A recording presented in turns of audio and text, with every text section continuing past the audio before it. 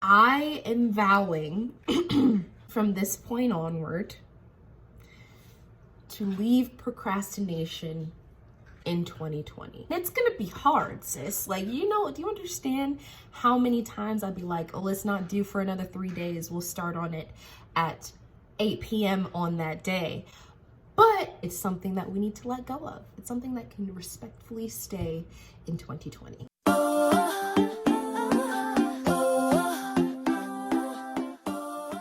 What's up, guys? My name is Lauren C, and this is Life with Me. If you're new to the channel, welcome. Glad to have you. Go ahead and hit that subscribe button.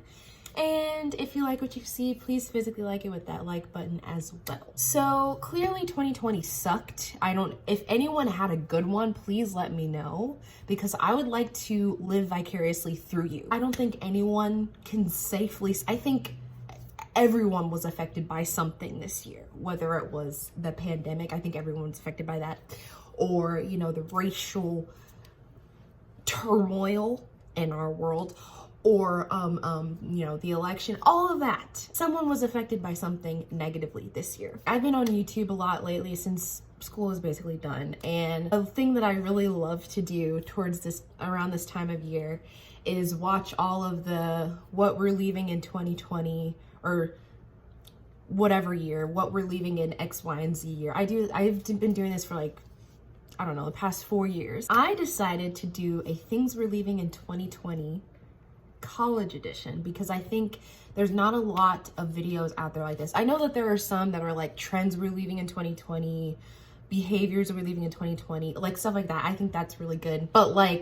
I don't think that there's one that's sort of tailored to college. Disclaimer, this is mostly, like I said, stuff that I have seen in my own life this year and also just people around me. But I'm sure at least some of these can apply, at least one or two of these things can apply to the general public. There's a crumb for everyone. There's food for everyone. Come into the feast. So let's get started. Number one thing, please don't click off this video after you hear this. All right, hear me out. Procrastination. This semester, I don't know what happened, but I didn't have any motivation to do anything, and I would turn things in late, left and right. Honestly, working under pressure is some of my best work comes from me starting on things 2 hours before 11:59 p.m. when it's due, and I get an A on it, and I'm like, well, it's working for me, so I'm not gonna fix it if it's not broke. But it was broke. There was a flaw in that logic, because this semester I turned in a final paper late and I ended up getting a full letter grade lower than I would have gotten had I turned it in on time.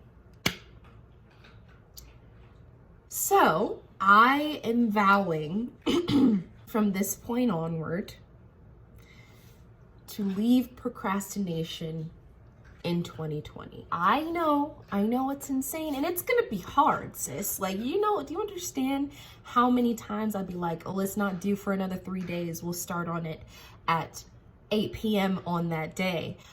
But I realized that that's just not a mature way. Procrastination is fun. Sometimes people think it's cute because they're like, oh yeah, I'm just gonna wait, because it's so quirky, I'm just gonna wait until way back. But no, if you think about it, quirkiness is not gonna get you a job. It's not gonna get you a grade that you need. So when it starts interfering with that, that's when I gotta say, look, Lauren, I know that you get that adrenaline rush when you turn things in at 11:59 in 1 second, but you can't be doing that, all right? From this point onward, I'm going to at least try my best to turn things in on time and to not turn things in late. I know it's hard, and I know it's easy to just be like, I'll do it later, let me do something else that I want to do now, but I think it's something that we need to let go of. It's something that can respectfully stay in 2020. Lack of self-care. Just because you're in college and just because you're young and just because you're at that best age or that good age that everyone's talking about, oh, you're in college, you're 20, you're 19, you can do whatever. That does not mean that you shouldn't take time for yourself, and you shouldn't take time to take care of yourself, because you're young, but you're not going to be young forever. And if you use your entire time as a young person just going all out and not really taking care of yourself physically, whether that's physically, emotionally, mentally, then you're going to have a lot more problems when you get older. You're going to have to teach yourself how to take care of yourself when you get older. I know personally, I really want to do better with my self-care going into 2021, because this last semester, these like last 4 months, and really the entire year, I worked like a mule, all right? A neigh horse, all right? I worked hard. I worked my booty off, all right? It's still here. But I worked something off, all right? I feel like I came here to work and not to get my education, which really sucks, because we're here, the whole point of college is to learn. And I didn't learn anything this past semester, except for how to make a chai latte with pumpkin cream cold foam. That's what I learned how to make. You know what I'm saying? That's what I learned. There's nothing wrong with working a lot. There's nothing wrong with oh my God, a lot of your effort into academics and stuff like that. But I do think that it's important for you to remember yourself during that. One little self-care day here and there works wonders for the soul and the mind and the body, all right? So I suggest you do it. Unnecessary all-nighters. This is at me. This is an entire at to me. I'm a night owl for sure, like hoo-hoo. But the thing is, I've realized that like I've kind of wrecked my entire sleeping schedule, because now even when I want to go to bed early, because I love sleep, don't get me wrong, just because I'm a night owl don't mean that I don't like me some REM, you know what I'm saying? Realize that even when I went to go to sleep at like 10, which is like a reasonable time, I couldn't fall asleep until like 2 at the earliest, which is crazy. Like, what? Just because you can stay up all night doesn't mean that you should. If you're more productive at night, fine.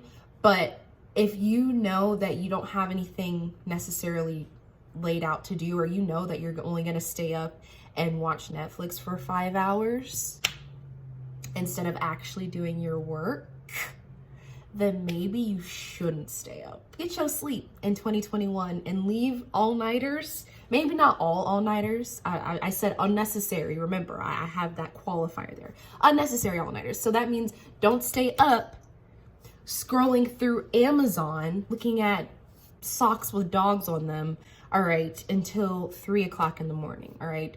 But if you need to stay up late to get a significant amount of work done, do that. I'm still gonna do that in 2021, all right? Yes. Sneezing in your hand. Now, I have some friends, and if you're watching this, I still love you, but stop. Some friends who still like fully sneeze into their hand. Like I will see the particles transfer. And I'm like, first of all, even if you did it before 2020 and the situation there, that was gross, but like people would give you a pass. But now there's literally signs posted up the wazoo saying how to prevent the spread of Rona. Sneeze into your elbow. This lovely thing here, it's got I know mine is thickums, you know, I'm working on it. Very, very nice here. Sometimes it has clothes on it, so it's got a nice little buffer. And there's a thing that you can sneeze into. It actually is a very comforting experience. I like sneezing because it's like a little cuddle for your nose and your mouth, all right? I don't understand why people are still sneezing into this. This is very bare and unwelcoming. I don't understand it. It needs to stop. It needs to stay in 2020. It should never gotten to 2020, but it needs to stop there, okay? Okay. Not recognizing our privilege as college students. I know that I am vastly disadvantaged as a Black woman in America, in the world in general, but like, I digress. I still feel like it's important to acknowledge the fact that I'm able to go to college right now, that I am in a dorm room right now in college. Some people had to drop out of college over this past year, and even more people aren't even able to attend college, which is insane and very, very, very, very sad. I was blessed with enough money from the military and as part of like being an RA as well. That's helped me a lot. I wouldn't be able to come here if I hadn't have gotten the RA position. But that's not the case for a lot of people my age. So I feel like it's just nice to acknowledge the fact that I'm here. And like for you guys too, for you, those of you who, even though this past semester might have been your worst in your life, like still acknowledge the fact that you are here and you're able to have a bad semester, have any type of semester, you know what I'm saying? That doesn't invalidate any of your other struggles. Like I'm still struggling, all right? But I'm still getting an education for which I am incredibly thankful. So yeah, remember that. Having football games, but not graduation ceremonies. It's self-explanatory. Not getting enough time outside. Just because you can't go out does not mean that you can't go out. Go outside. Like it's free. You know, you can walk around for as long as you want. And you can bring a friend. I mean, don't bring too many, obviously. I didn't have any in-person classes at all. All of it was online. So the only time that I really walked outside for anything was to go to my job. And like, obviously, most of the time I was running late. So I didn't have time to stop and smell the magnolias, you know what I'm saying? So I kind of came to this revelation when a couple weeks ago, one of my friends said, hey, I'm gonna walk around and like take pictures of squirrels. So I'm like, okay, sure. I mean, that's interesting. But I mean, I want to get out the dorm any chance I can, you know what I'm saying? So I went with her, and as I was walking around, I was like just admiring like the trees, the you know, the little bushes that have those berries on them that I know are poisonous. I know they're poisonous. They make them look nice, but I know they are the red nightlock, all right? From my Hunger Games fans, you know what I'm talking about. But they're pretty, all right? So like just walking around and sort of admiring, you know, this canvas that has been painted, like this natural canvas, you know, I was like, you know what, I should do this more often. I should just walk around, I should get off my bootay and walk around the campus, because I'm here, I'm paying for it. So like, why not enjoy it to the fullest? We're gonna leave not getting enough time outside in 2020. Hanging out with people you really don't like just so that you don't feel alone. If some of y'all feel called out by this, I'm sorry, but I had to, all right? I understand that it can be so freaking tempting to just go hang out with a group of people that you only like semi-enjoy being around just to avoid loneliness. But I'd rather be alone than spend time with people who make me uncomfortable. Like, point blank period. Like, I actually had to learn this the hard way, like last year, kind of neglecting my schoolwork and stuff like that just to go be social and just to not be by myself and just to sort of like feel like I was belonging to a group when I the whole time felt like I didn't belong. So like, the sense is not found, match not found. Don't do that. We're leaving that in 2020, and I think she should stay there for forever and never return. That actually comes into my next point. What else we're leaving in 2020, and that is one-sided friendships. I've had a butt ton of these before. Actually, the majority of my friendships have been one-sided, and I was the one side, all right? The others, there was no other side. It was just me, all right? I was the only one giving effort in that relationship. It would be like a 75%, I'd be giving 75% and they'd be giving 25, or I'd be giving 100% and they'd be giving -10. If you find yourself thinking more about how much more effort you put into a relationship than the happy memories from that relationship, then there's a problem. It's sad, but it's like, you have to realize that you're gonna be wasting your time if you're giving all of this effort and all of this like emotional investment into this person and they're not giving anything back. That's not fair to you. That's technically not fair to them. like in the opposite way, because they don't deserve to be getting all of that effort from you and all of that love from you. So like it's not fair. So don't do it. Let go of it. All right. I know it's hard. It's like, well, you know, what if they're like one of my only friends? Well, are they really your friend if your friendships are two-way streets? You know what I'm saying?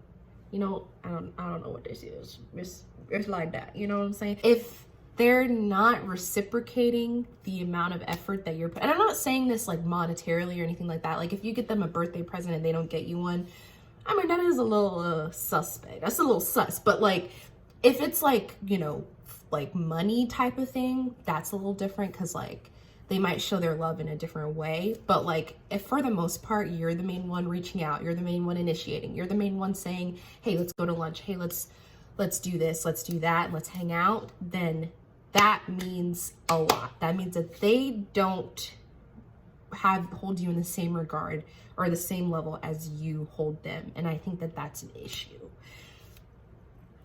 You just gotta let it go. In the words of Miss Elsa, all right? Edina, yes. Whichever one, yes. Leave it in 2020 and goodbye. Being too hard on ourselves. None of us expected 2020 to be 2020. You know what I mean? And if you did, then you're wrong for not telling me, all right? You should have told us, all right? Remove yourself from my channel since you decided not to tell me, all right? Right? But wait, before you do though, what's 2021 looking like? Am I still gonna be single? Anyways, if you are a living, breathing human, all right, and you are present, congratulations, you survived the year. You survived you survived the worst year known to mankind, all right? Your grades may not be stellar, and you've probably lost all motivation for anything remotely scholastic, all right? But you're here, and that's amazing. Yes. At first I just meant like academically, but also just in general. Like if socially you didn't do very well, that's okay. Romantically, that's okay, all right? I've been single for 20 years. I'm still waiting on Justin Timberlake to call me. But you know what? We are in the middle of a global pandemic. And if it was hard to find a boo thing before Rona, it's like unfathomable now. Not necessarily. There's obviously like little different apps and things that you can do to meet people, but those are definitely hit or miss, all right? I know from a reliable source. Honestly, I think that it's just important to know the difference between wanting a partner for status, temporary companionship, or just to not feel left out, versus wanting an actual relationship that lasts longer than cuffing season. I'm really preaching to the choir right now because I have never felt my singleness more acutely than I have in these past like 4 months. So many people my age got married over the summer and fall, and I'm just like, where's mine? Like, we're running behind schedule. But I think realizing that love